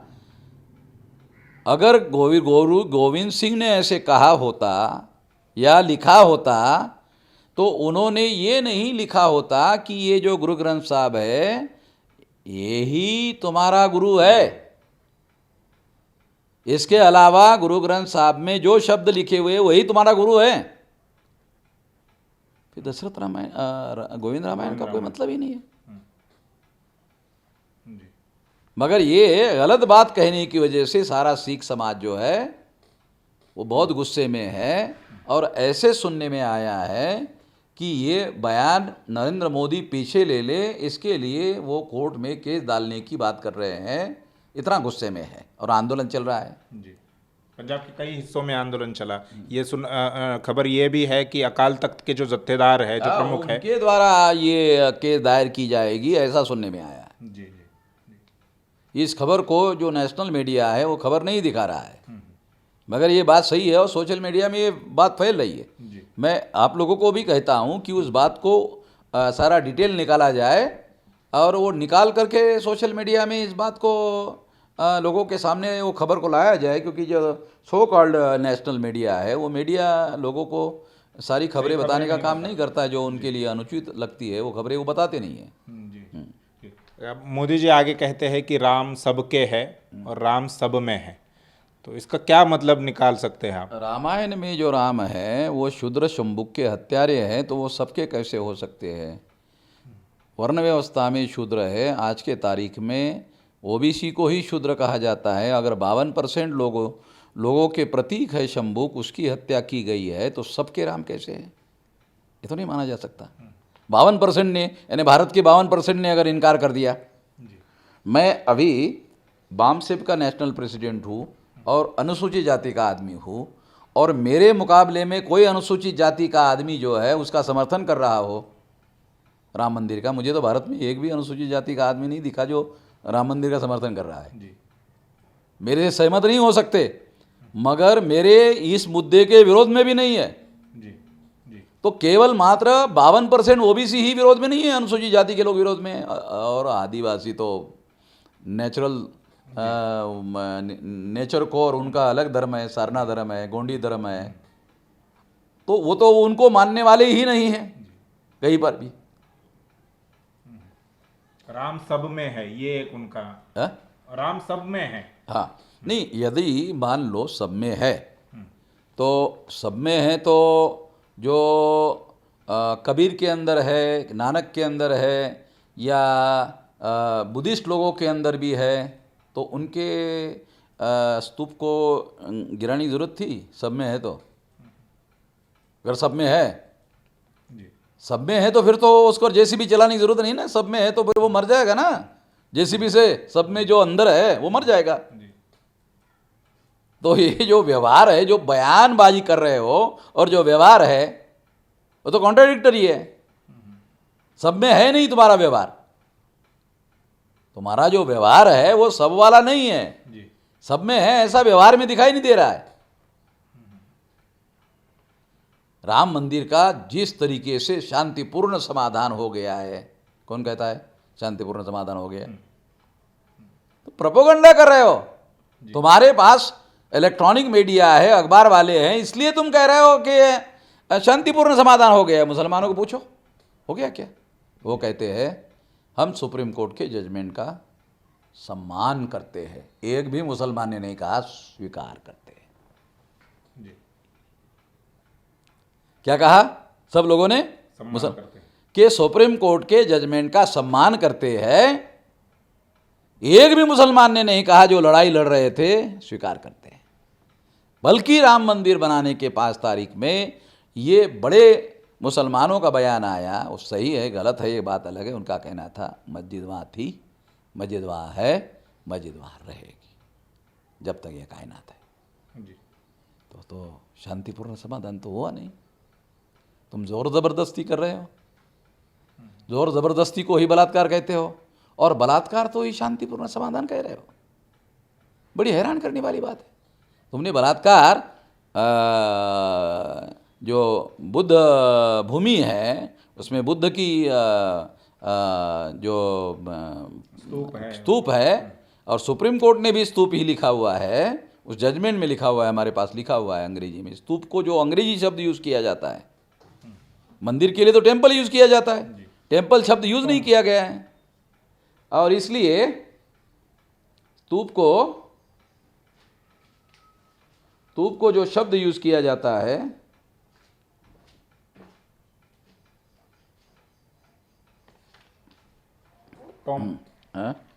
नहीं वो दूसरा है, वो है, वो हमारे पास है, लिखित में है वो, इसलिए मैं जानता हूँ वो शब्द नहीं है। तो इस तरह से ये सब शांतिपूर्ण समाधान हो गया है। केवल बयानबाजी है। तुम्हारे पास मीडिया है इसलिए तुम अपनी बात हाँक रहे हो, इसलिए थोड़ी कहा जा सकता है कि ये शांतिपूर्ण समाधान हो गया। मोदी जी कहते हैं कि राम मंदिर जो है वो समृद्ध भारत की विरासत का एक द्योतक होगा।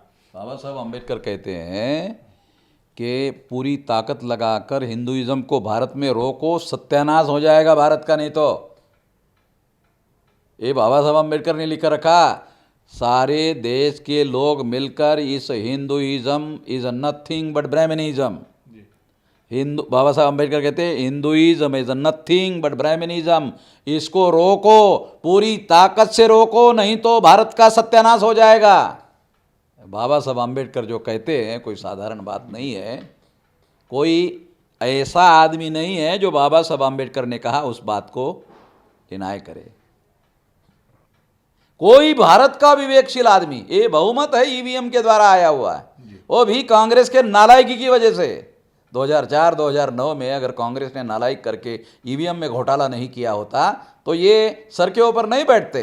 अटल बिहारी अडवाणी जो बीजेपी के सबसे टॉलेस्ट नेता, पूरी ताकत से एक बार से कई बार चुनाव लड़े, 182 से ज़्यादा सीटें नहीं जितवा पाए। ये तो ईवीएम की वजह से सारा का सारा घोटाला हुआ और ये कांग्रेस के नालायकी की वजह से हुआ। ये सारी बातें हम लोग जानते हैं। मोदी जी आगे कहते हैं कि पूरी दुनिया में राम जैसा नीतिवान शासक नहीं बना है। क्या सही है कि राम जैसा कोई नीतिवान शासक नहीं बना है, या आप इससे कुछ? पहली बात तो ये है कि रामायण में जो राम है काल्पनिक पात्र है। अयोध्या में अगर राम की कोई डायनेस्टी थी उसका भी कोई सबूत नहीं है जी। मगर आज जो राजघराने का वहाँ घर है वो ब्राह्मण है, क्योंकि पुष्यमित्र शुंग ब्राह्मण था। इस दृष्टि से भी उसका सबूत मिलता है, रामायण राम का नहीं मिलता, ब्राह्मण का मिलता है।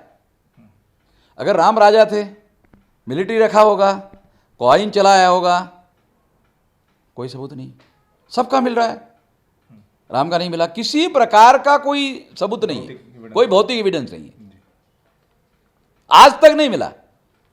अरे हैरान करने वाली बात, राम लला रखने के लिए लला भी गोरखपुर से लाकर बाबरी मस्जिद में रखना पड़ा।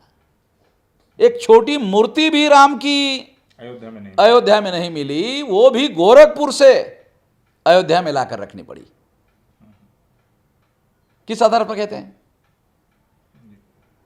आप कह रहे हैं कि मतलब वो जो कह रहे हैं कि राम क्या है, सारी दुनिया में राम जैसा नीतिवान शासक हाँ, नहीं हुआ। ये एक तो पहली बात तो काल्पनिक है जी। तो जो काल्पनिक आदमी नीतिवान है, जो काल्पनिक है, तो हो सकता है, कल्पना में हो सकता है, क्योंकि बुद्धोत्तर काल में रामायण लिखा गया तो बुद्ध की जो नैतिक शिक्षाएं थी उसको काउंटर करना बहुत जरूरी था। उसको काउंटर करने के लिए नई नैतिक शिक्षाएं जो है वो रामायण में डालना जरूरी था। तो इसलिए वो नैतिक शिक्षाएं जो है वो उसमें डाली गई, इसके आधार पर कह रहा है। मगर वो तो काल्पनिक है, रियलिटी में तो है नहीं। रियलिटी में जो है वो तो सम्राट बृहद्रथ मौर्य की हत्या किया है। एक बात तो इस हत्या को कौन सी नीति कहा जाए? ये ब्राह्मण शास्त्र में लिखा हुआ है कि ब्राह्मण कभी शस्त्र धारण नहीं कर सकता।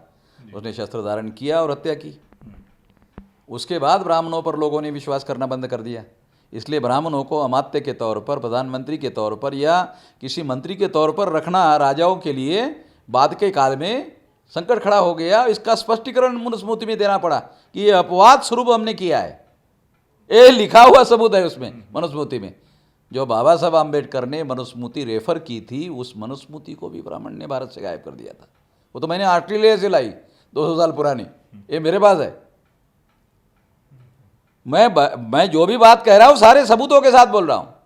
मैं बगैर सबूत के कोई बात करने का आदि, ब्राह्मणों को भी मालूम है वामन मेश्राम बगैर सबूत के कोई बात नहीं करता है।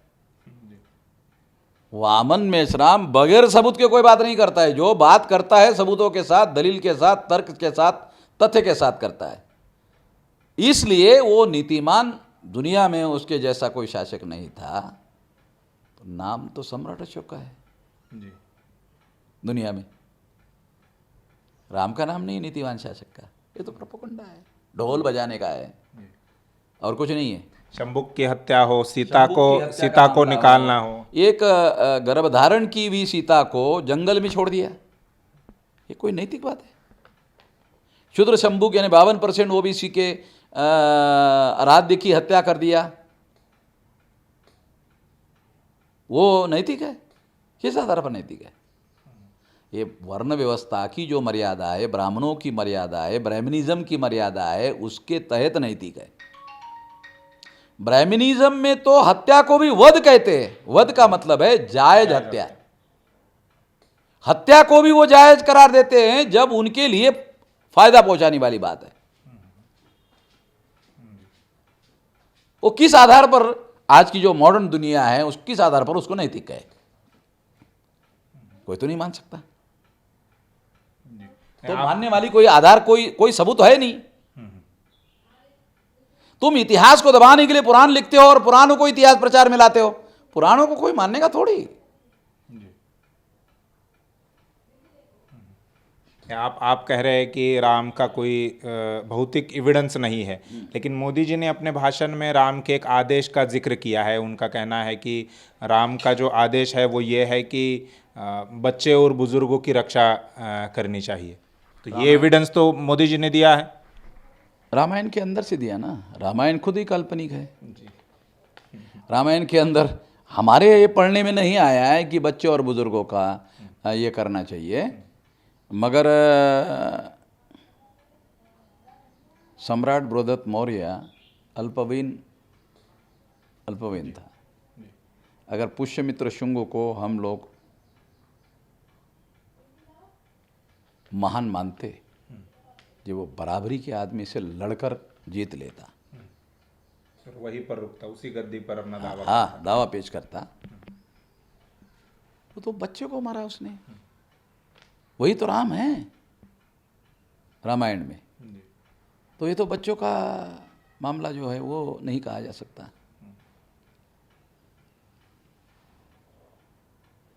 तो बहुत सारे जो चीज़ें लिखी हुई है ब्राह्मणों ने, वो ब्राह्मणों के अनुकूल है। रामायण में बच्चों की रक्षा करने का आदेश राम ने दिया, हाँ बराबर है, क्योंकि ब्राह्मण का बच्चा मरा हुआ था, उसको जीवित करने के लिए शंभुक की हत्या की। हाँ, शंभुक भी बुजुर्ग ही थे। हाँ, उसकी हत्या की। तो ये बच्चा ब्राह्मण का है, तो ये ब्राह्मण सापेक्ष ये बात है। ये सभी लोगों के लिए लागू नहीं है, सारे इंसानियत के लिए लागू नहीं है हिस्टोरिकली। जी, मोदी जी कहते हैं कि गांधी जी ने भी राम राज्य का सपना देखा था। तो क्या गांधी जी का राम राज्य यही था या उनका कुछ अलग उन्होंने सोचा था कि किस प्रकार से राम राज्य होगा? गांधी जी ने 17 अगस्त 1932 को बाबा साहब अम्बेडकर के द्वारा शेड्यूल कास्ट के लोग जिन्हें उस समय बहिष्कृत और अछूत कहा जाता था, उनको बड़ा संघर्ष करके उन्होंने सेपरेट इलेक्टेड हासिल किया था। ये सेपरेट इलेक्टेड ब्राह्मणों के गुलामी से आज़ादी का मामला था। इस आज़ादी को ख़त्म करने के लिए गांधी जी ने आमरण अनशन किया, और इस आमरण अनशन की वजह से सेपरेट इलेक्टेड ख़त्म होकर जॉइंट इलेक्टेड लागू हुआ। इस दृष्टि से जिस तरह से राम शंभुक की हत्या करता है, यहाँ शेड्यूल कास्ट के अधिकारों की हत्या गांधी जी के द्वारा किया गया। तो राम राज्य में कमज़ोर लोगों की हत्या करना बहुत ज़रूरी है, अधिकार वंचित करना बहुत ज़रूरी है। गांधी ने भी यही किया, और राम को वो आदर्श मानता था, वो बात सही है। गांधी को बीजेपी वाले आरएसएस वाले नहीं मानते, और गांधी को तो कांग्रेस वालों ने भी अनाथ कर दिया, क्योंकि वो नेहरू को मानते हैं। वो गांधी का कोई नाम लेवा नहीं रहा है। गांधी का कोई नाम लेवा है तो वो ओबीसी के लोग हैं। जिस ओबीसी को संविधान सभा में गांधी ने टिकट नहीं मिलने दिया, पता ही नहीं ओबीसी के लोगों को। संविधान सभा में कांग्रेस के द्वारा ओबीसी के लोगों को टिकट नहीं दिया गया ताकि ओबीसी के लोग कहीं टिकट देंगे तो संविधान में अधिकार ना मांग ले, टिकट नहीं दिया। और जवाहरलाल नेहरू ने जो ऑब्जेक्टिव रेजोल्यूशन संविधान सभा में रखा था उसमें ओबीसी को आरक्षण देने का वादा किया था, मगर 27-28 अगस्त को जो माइनॉरिटी राइट्स कमेटी की मीटिंग है उस मीटिंग में केवल मात्र SC/ST की तरह आरक्षण देने के बजाय केवल 340वां आर्टिकल देकर केवल कमीशन ऑफ इंक्वायरी करेंगे ऐसा करके अधिकार देने से इनकार कर दिया। और ये 27-28 अगस्त 47 को गांधी जी जीवित थे, तो गांधी जी के उपस्थिति में गांधी जी के समर्थन से ये सारा कुछ हुआ। पहले ओबीसी के लोगों को अधिकार देने का वादा किया। वो वादा क्यों किया? क्योंकि वह संगठित मुसलमानों का मुकाबला करना चाहते थे। गांधी और नेहरू ऐसा सोचते थे कि ब्राह्मण बनिया अकेले मुसलमानों का, संगठित मुसलमानों का मुकाबला नहीं कर सकते। मुस्लिम लीग और संगठित मुसलमानों का मुकाबला करना है तो मुकाबला करने के लिए ओबीसी अपने साथ चाहिए। तो ओबीसी को साथ लेने के लिए उन्होंने ऑब्जेक्टिव रेजोल्यूशन में ओबीसी को अधिकार देने की बात की। मगर जैसे ही 14 अगस्त 47 को पाकिस्तान बना तो संगठित मुसलमान पाकिस्तान चले गए, तब उनको लगा कि अब संगठित मुसलमानों से लड़ने की ज़रूरत नहीं है, अब ओबीसी की आवश्यकता हमें नहीं है। तो ओबीसी को उन्होंने हवा में छोड़ दिया, अधर में छोड़ दिया, अधिकार देने से इनकार कर दिया माइनॉरिटी राइट कमेटी मीटिंग में। तो इस तरह से वो 340 आया। वो भी बाबा साहब आम्बेडकर अगर वहाँ नहीं होते और लड़ झगड़ा नहीं करते और जो पंजाब राव देशमुख और दूसरे ओबीसी के लोग थे उन लोगों को इसके बारे में सतर्क नहीं करते तो वो भी नहीं होता। ओबीसी के लोग आज भी गांधी के साथ जुड़े हुए हैं। अगर उनको ये शैतानी भरा काम गांधी का मालूम हो जाए तो ओबीसी के लोग क्यों मानेंगे? और मैं ऐसा मानता हूँ जितने लोगों को ये फैक्ट मालूम हो गया है वो गांधी को नहीं मानते। अब ओबीसी के पास धीरे धीरे ये सच्चाई जा रही है। जब जा रही है तो एक दिन आएगा, वो आने वाले 10 साल में तो ये काम बड़े पैमाने पर होगा, ऐसा मेरा मानना है। जी, यानी गांधी जी ने जो सपना देखा था राम राज्य का वो अलग। वो अलग क्या मतलब है? देखो, राम राज चाहे किसी का भी हो, गांधी का हो या मोदी का हो, गांधी का हो, रामराज बदलेगा कैसे? रामराज न गांधी का है, रामराज न गांधी का है न मोदी का है। रामराज तो राम का है ना, जिसमें शंभुक की हत्या करना जरूरी है। मोदी जी कहते हैं कि हमें सबके विकास से, सबके साथ से, सबके विश्वास से, सबके साथ से सबका विकास करना है। तो ये इन 6 सालों में क्या सबका विश्वास जीतने के लिए कुछ काम हुआ है या विकास की तरफ जो सरकार है वो काम करते हुए दिख रही है? नरेंद्र मोदी ने 314 बच्चे जिन्होंने ऑल इंडिया की परीक्षा पास की थी उनको उन्होंने पोस्टिंग नहीं दिया, जबकि उनका ट्रेनिंग भी पूरा हो गया था। ओबीसी के लोगों को जो गवर्नमेंट ऑफ इंडिया स्कॉलरशिप मिलती है वो कई साल तक नहीं दिया। ओबीसी के लिए एक नए पैसे का बजट नहीं दिया। मुझे ये समझ में नहीं आता, साला एक नए पैसे का बजट दिए बगैर विकास कैसे होगा? ये तो मोदी ही बता सकता है कि एक पैसा दिए बगैर विकास किया जाए। वो विकास विकास विकास विकास विकास भाषण में डेली बोलते रहता है। अरे मगर पैसा देंगे विकास के लिए, बजट देंगे, प्लानिंग बनाएंगे। मुझे बताया जाए कि शेड्यूल कास्ट के विकास के लिए क्या प्लानिंग बनाया, शेड्यूल ट्राइब के विकास के लिए क्या प्लानिंग बनाया, ओबीसी के विकास के लिए क्या प्लानिंग बनाया और उसके लिए बजट कितना दिया? बताओ। एक नए पैसे का बजट नहीं है ओबीसी के बजट के लिए। किस आधार पर कह रहे हैं वो विकास? सबका विकास, सबका विश्वास लेकर के, साथ लेकर के। और ईवीएम होने के बाद सबका विश्वास लेने की जरूरत क्या है? वो तो वोटों की चोरी करनी जरूर है। वोटों की चोरी करके तुम ये सब करोगे। सबका विश्वास लेने की जरूरत ही नहीं है, वोट की चोरी करनी जरूरी है। और 2019 के चुनाव में तुमने वोटों की चोरी करने के लिए लोगों के वोट किसी ईवीएम मशीन में डलवाए, किसी और में काउंटिंग किसी और मशीन से करवाई, उसके सारे सबूत है। कोर्टों में कैसे चल रहे हैं, चुनाव आयोग ने अभी तक कोई जवाब नहीं दिया। 19 चला गया, 20 आ गया, 1 साल से ज़्यादा समय हो गया। चुनाव आयोग ने नागपुर के हाई कोर्ट में महाराष्ट्र विधानसभा के सभापति की केस है नितिन गडकरी के खिलाफ, अभी तक कोई जवाब दाखिल नहीं किया।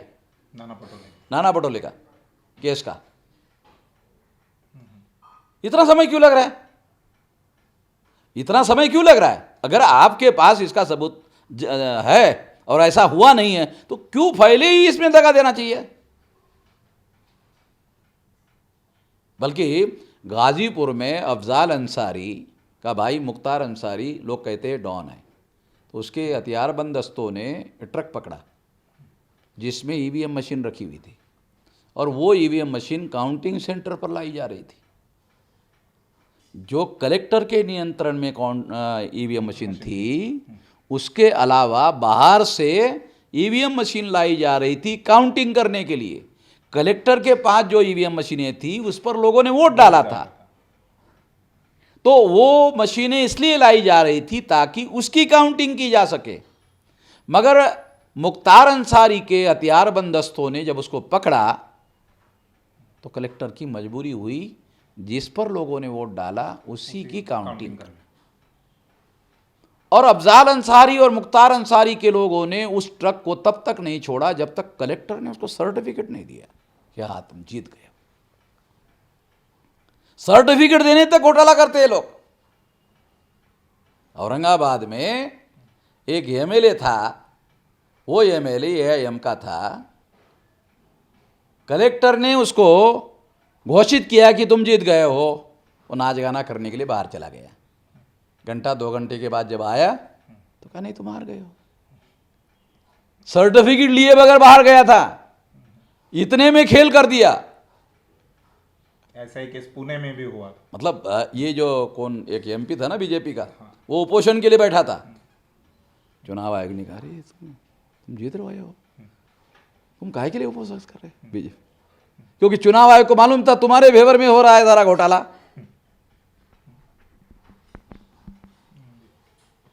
एक आखिरी सवाल मिश्राम जी की, मोदी जी ने कहा कि अब देर नहीं करनी है, आगे बढ़ना है, तो मोदी जी किस तरफ इशारा कर रहे हैं?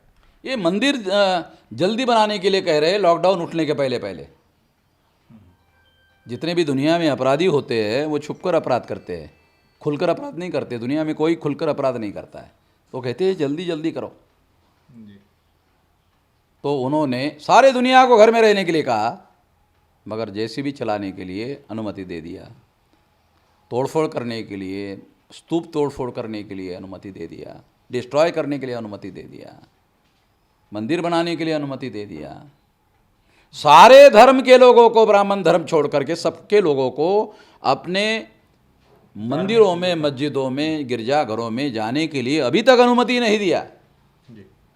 इक्वलिटी बिफोर लॉ का उल्लंघन कर रहा है, संविधान का उल्लंघन कर रहा है। ये राम मंदिर जो संवैधानिक व्यवस्था है उसके लिए भी चुनौती है। ये आने वाले नस्लों के लिए बहुत ज्यादा खतरनाक बातें हो रही है देश भर में। जितना जल्दी हो सके उतने जल्दी इस बात के बारे में लोगों को सतर्क होना बहुत ज़्यादा ज़रूरी है। तो शुक्रिया मिश्राम जी। तो ये थे बहुजन क्रांति मोर्चा के राष्ट्रीय संयोजक माननीय वामन मिश्राम साहब। उन्होंने जैसे मोदी जी का जो 5 अगस्त का स्पीच था 35 मिनट का, उसका मान लो जैसे पोस्टमार्टम उन्होंने किया है, इसी प्रकार का स्पीच मोहन भागवत जो सरसंघचालक है आरएसएस के, उनकी तरफ से भी किया था। हम उस स्पीच पर भी वामन मिश्राम जी की क्या राय है, वो उसके बारे में क्या सोचते हैं, ये जानने की कोशिश करेंगे। अगले वीडियो में आपको ये उन बातों से आपको रूबरू कराएंगे। फिलहाल के लिए बस इतना ही। आप देखते रहिए MN TV। शुक्रिया।